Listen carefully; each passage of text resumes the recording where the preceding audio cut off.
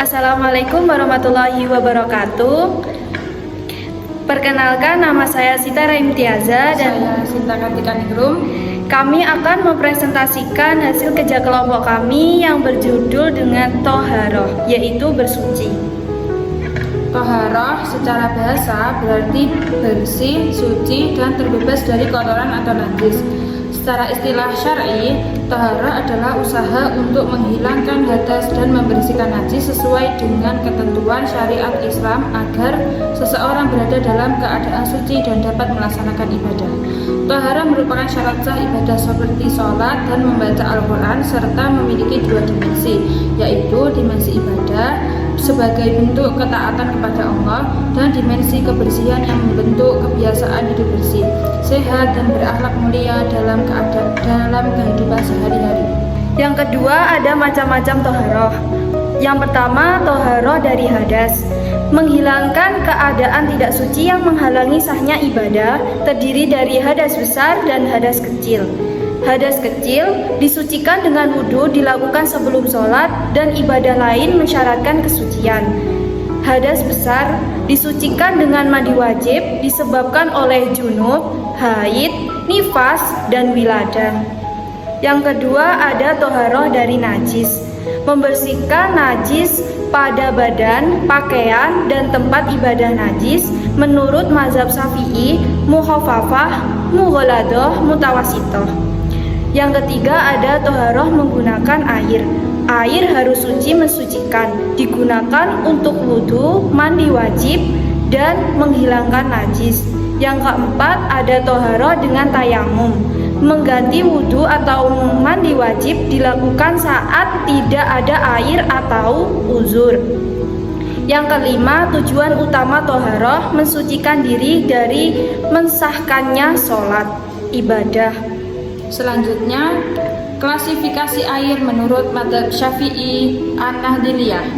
Yang pertama, air suci dan mensucikan atau air mutlak. A adalah yang suci pada zatnya serta sah digunakan untuk wudhu, mandi wajib, dan menghilangkan najis selama sifat aslinya tidak berubah oleh campuran benda lain. Contoh, air mutlak antara lain air hujan, air sungai, air laut, air sumur, air mata air salju, dan air embun yang masih murni. Yang kedua, air suci tetapi tidak mensucikan atau air mustakmal adalah air yang telah digunakan untuk bersuci seperti air bekas wudhu atau mandi wajib yang menurut mazhab Syafi'i tetap suci tetapi tidak boleh digunakan kembali untuk mengangkat hadas. Yang ketiga, air suci tetapi makruh digunakan untuk bersuci adalah air yang secara hukum sah digunakan, namun penggunaannya tidak dianjurkan, seperti air yang dipanaskan oleh sinar matahari dalam wadah logam di daerah yang sangat panas. Yang keempat, air najis adalah air yang terkena najis sehingga berubah salah satu sifatnya, yaitu warna, bau, atau rasa, sehingga tidak boleh digunakan untuk bersuci. Dalam mazhab Syafi'i, air yang jumlahnya kurang dari 2 kulah akan menjadi najis apabila terkena najis meskipun tidak terjadi perubahan sifat. Sedangkan air 2 kulah atau lebih tidak menjadi najis kecuali jika salah satu sifatnya berubah.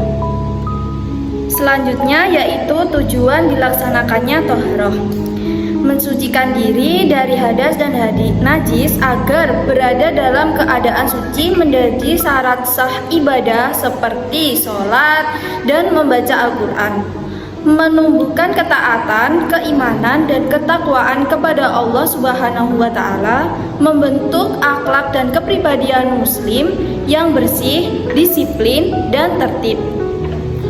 Selanjutnya ada tata cara toharoh yang baik dan benar menurut mazhab Syafi'iyah An-Nahdiliyah.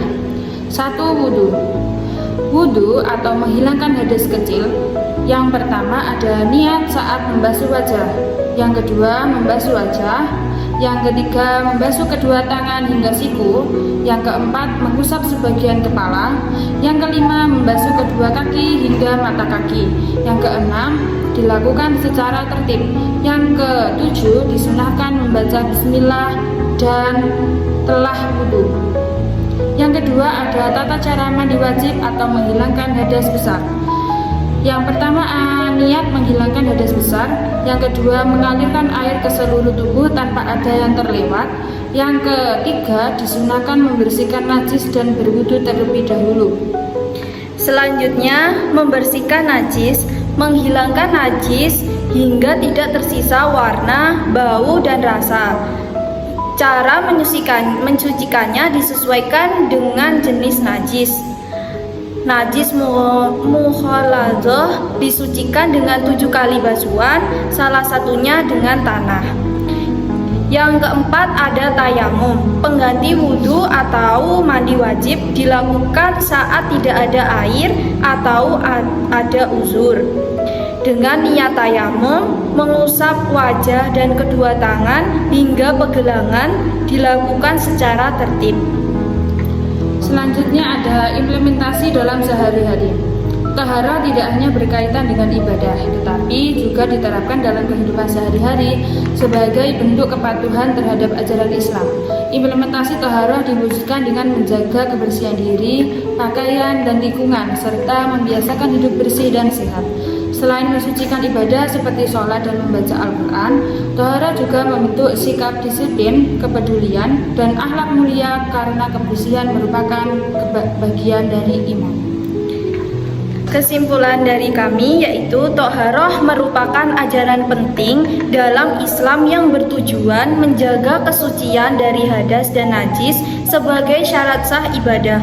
Menurut mazhab Syafi'i An-Nahdliyah, Toharoh memiliki aturan yang jelas mengenai jenis, klasifikasi air, dan tata caranya. Menerapkan toharoh tidak hanya menyempurnakan ibadah, tetapi membentuk pola hidup bersih, sehat, berakhlak mulia sesuai ajaran Islam. Sekian presentasi dari kelompok kami, semoga bermanfaat.